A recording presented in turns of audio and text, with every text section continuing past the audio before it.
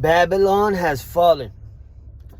The Bible talks about Babylon being a rich place, a place where it starts giving a whole list of things that they barter from, and they're like the main rulers of the world, right? But everybody goes to Babylon for what they need, right? They're traders, but on the other hand, yeah, they've amassed all this wealth, and they fund the rest of the world. But on the other hand, it's become a dwelling place for every type of wicked sin, every type of wicked, dark, evil thing to dwell in. So Babylon is described to be a place that is wealthy, powerful, on the other hand, very wicked and evil.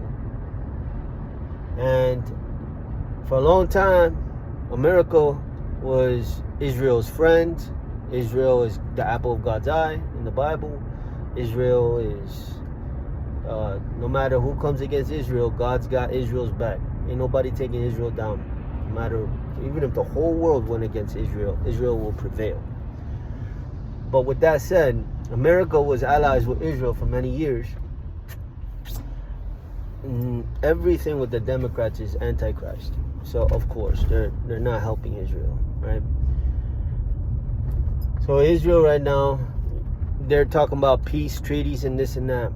The Bible also predicts that when everybody says, okay, we're gonna have peace, that's when all hells are gonna break loose, because there's bad blood underneath everything, right?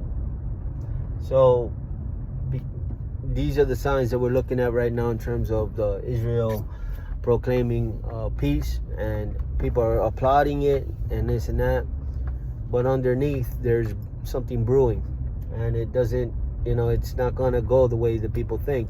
It's going to be war, because the Bible says there's going to be wars and rumors of wars. Kingdom is going to rise up against kingdom and nation against nation.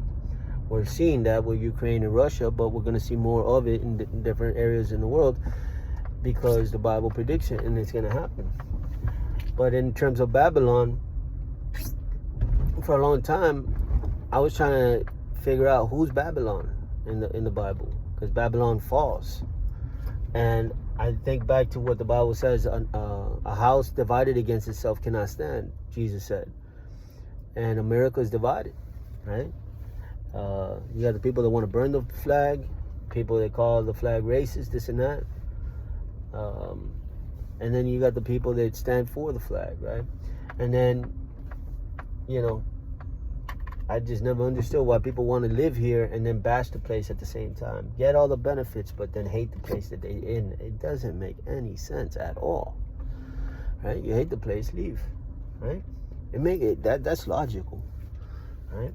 But anyways, in terms of Babylon, I think that Babylon might be America now, because even though we didn't start off like that, right? It goes back to like the Israelites leaving Egypt, right? You can start off well. God saved them, redeemed them. He took them out of slavery, right? They start off well. But it didn't end up well, because they had unbelief and lack of faith, and they started to grumble and complain along the way. So what was their original plan for Israel, leaving Egypt under Pharaoh's power? It ended up being thwarted, right? They were going to go to a land flowing with milk and honey, but they didn't all make it. And they didn't all make it because along the way, they decided to deviate from God's plan and God's ways. They wanted to serve idols, right? And so judgment came upon them in the midst of heading towards a blessing. And so I think that America originally was blessed by God, because our forefathers, they were built on Christian principles and everything. That's why our nation was so great. And as soon as we deviated, we started taking prayers out of schools. We started to, leave God, right? The only thing stopping God from destroying America is people that, like the Lot story in Sodom and Gomorrah, how God was searching the land to see if he could find any righteous people. And if he found any righteous people, he would spare the whole land. Remember Abraham saying, what if you find 10 righteous people? I'll spare the whole city if I can find 10 people. He couldn't find 10 people. He just fought Lot and his family, so they got saved, but then the rest of the land was destroyed. And likewise, I believe that America is not being destroyed as of yet, simply because of the people that love God, love Jesus, love his ways, his commandments. We adore, we love the Bible. We stand for his righteousness. We love being clean. It's a privilege, you know, to have that given unto us so that we can have a roadmap on how to live. We don't trample on it.